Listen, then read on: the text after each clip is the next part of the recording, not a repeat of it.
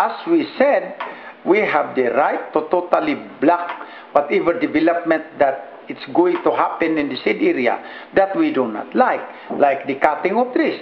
We can entirely prohibit somebody to cut a tree on a public property. Sir, why do you think you are being misunderstood and misquoted repeatedly? Well, possibly there are many reasons. One is as plain and simple politics.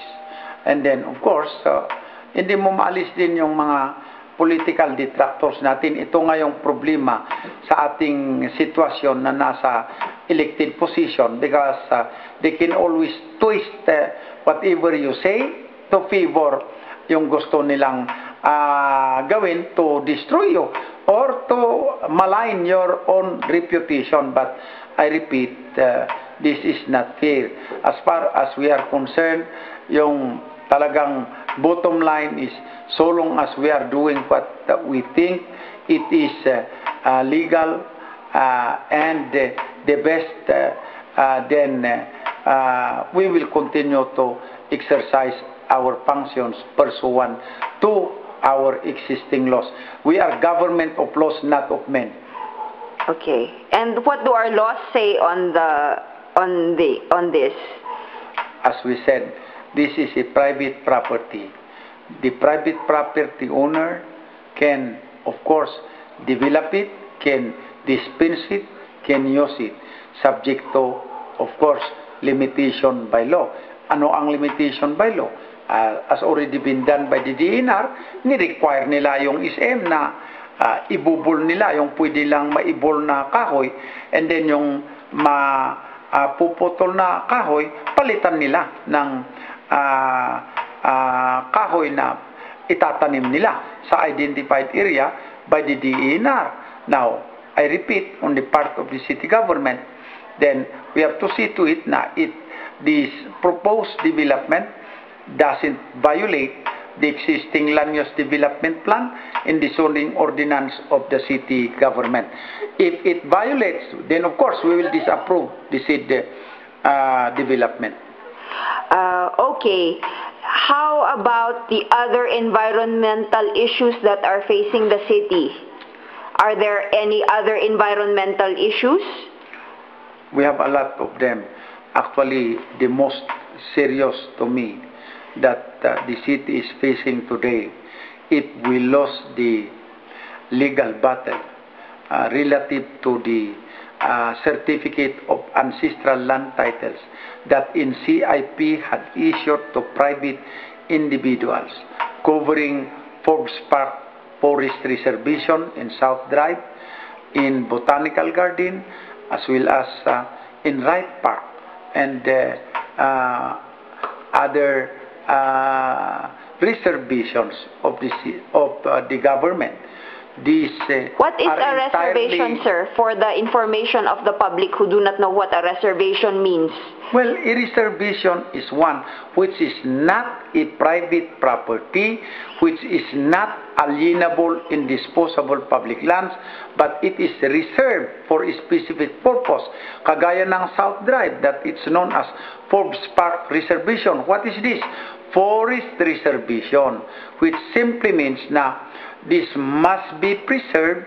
We should not cut the trees on the said area. And this is the reason why I am saying this is the most serious problem that the city is facing, because if it loses the legal battle over the said issue, you can just imagine if the trees, thousands of trees on the said areas will be sacrificed to development.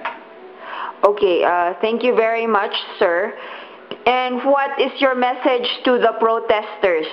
Well, we said it many times. We welcome, of course, the expression of the sentiments of the protesters. That's perfectly part of democracy. But we respectfully ask them not to twist whatever pronouncement we said or interview that we made and come out with false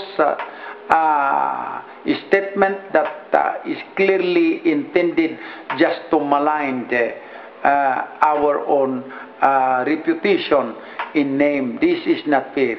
As we keep on seeing, we will stand by what is legally justified, and we will continue to do it. This is the reason why, as we said, how we wish we can totally prevent the cutting of trees if we have the legal grounds to do it.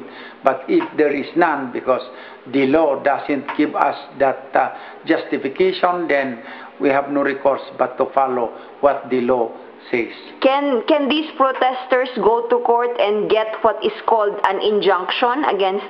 We hope and we encourage them to do that, so that the court will decide as to whether or not they have the legal grounds to prevent the cutting of the trees. But in your opinion, do they have? Would they have? Maliwanag na I doubt if they can secure a favorable decision that will block this development.